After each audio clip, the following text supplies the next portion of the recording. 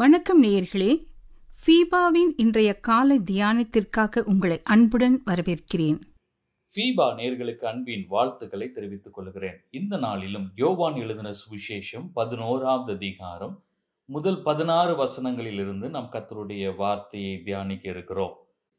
முதல் 3 வசனங்களை உங்களுக்காக வாசிக்கிறேன். மரியாளும் அவள் சகோதரியான மார்த்தாளும் இருந்த பெத்தானியா கிராமத்தில் உள்ளவனாகிய லாசரு என்னும் ஒருவன் வியாதிப்பட்டிருந்தான். கர்த்தருக்கு பரிமள தைலம் பூசி தன் தலைமயிரால் அவருடைய பாதங்களை துடைத்தவள் அந்த மரியாளே. அவளுடைய சகோதரனாகிய லாசரு வியாதியாயிருந்தான்.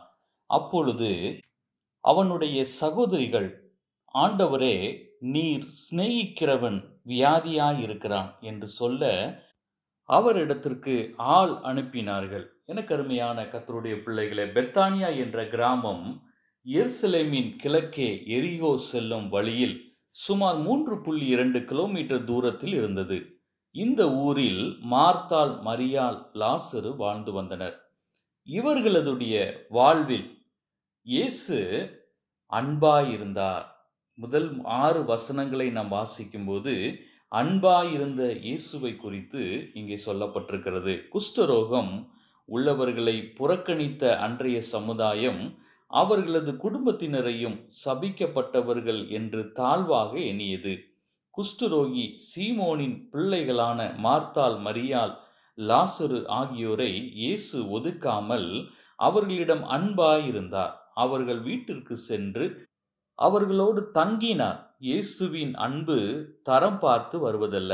யாராக இருந்தாலும் அவர்களையும் இயேசு நேசிக்கிறார். இந்த அன்பை அறியாதவர்கள் பலருண்டு. எனக்கு அருமையானவர்களே, நம்முடைய வாழ்க்கையிலே நம்மிடத்திலிருந்து வெளிப்படுகிற அன்பு எப்படிப்பட்டதா இருக்கிறது? அது தரம் பார்த்து வருகிறதா இருக்கிறதா?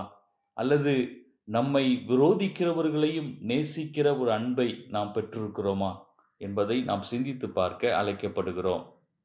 இரண்டாவதாக 7வது வசனத்திலிருந்து 11வது வசனம் வரைக்கும் நாம் வாசிக்கும் போது அறிந்திருந்த இயேசுவை குறித்து நாம் வாசிக்கிறோம். நம் ஆண்டவர் அனைத்தையும் அறிவார். இவ்வசனங்களில் முதலாவதாக லாசரு வியாதியாயிருப்பதை அறிந்திருந்தார். இரண்டாவதாக லாசருவின் மரணத்தை அறிந்திருந்தார். மூன்றாவதாக இக்குடும்பத்தினரின் விசுவாச வளர்ச்சியை அறிந்திருந்தார். அவர்கள் இயேசுவிடம் விசுவாசம் உள்ளவர்களாயிருப்பதால் இயேசுவுக்கு சொல்லி அனுப்பினார்கள்.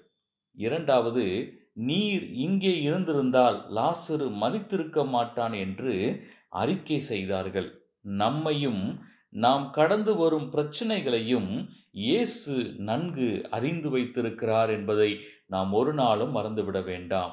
நாம் ஆராதிக்கிற தேவன், நாம் தொழுது கொள்ளுகிற கர்த்தர், அவர் சகலத்தையும் அறிந்து வைத்திருக்கிறார் என்பதை நாம் மறந்துவிட வேண்டாம். நம்முடைய வாழ்க்கையில் நடக்கிற எல்லா காரியங்களும், பிரச்சனைகளும், போராட்டங்களும், வேதனைகளும், வியாதிகளையும் சகலத்தையும் அவர் அறிந்து வைத்திருக்கிறார்.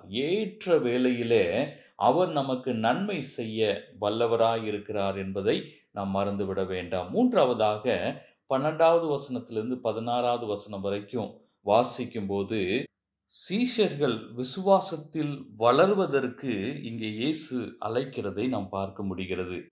லாசருவை எழுப்பப் போகிறேன் என்று புறப்பட்ட இயேசுவின் சீஷர்கள் இன்னமும் அவரது வார்த்தைகளை உணராமல் இருந்தார்கள். இதனை அறிந்து விசுவாசிக்க இயேசு சீஷர்களை மட்டுமல்ல, நம்மையும் அழைக்கிறார். லாசருவின் மரணம் மூலம் பிதாவும் குமாரனும் மகிமைப்படுவது மட்டுமல்லாமல் சீஷர்கள் முழு விசுவாசத்தை அடையவும் கருவியாக அமைந்தது. என கருமையான கர்த்தருடைய பிள்ளைகளே, நம்முடைய வாழ்க்கையிலே ஏற்படுகிற பிரச்சனைகள், போராட்டங்கள் மத்தியிலே நம்முடைய விசுவாசத்தின் அளவு எப்படி இருக்கிறது? இயேசு இன்று உங்களை அழைக்கிறார். எதற்காக? விசுவாசத்தை வர்த்திக்க பண்ணுவதற்காக. இயேசு தம்முடைய சீஷர்களை அழைத்தது போல இன்றைக்கு நம்மையும் விசுவாசத்தில் வளர்வதற்கு கர்த்தர் நம்மை அழைக்கிறார். இந்த நாளிலே நாம் தியானித்த காரியங்கள், இயேசு அன்பாய் இருக்கிறார், இயேசு நம்மை அறிந்து வைத்திருக்கிறார், இயேசு நம்மை விசுவாசத்திற்காக அழைக்கிறார்.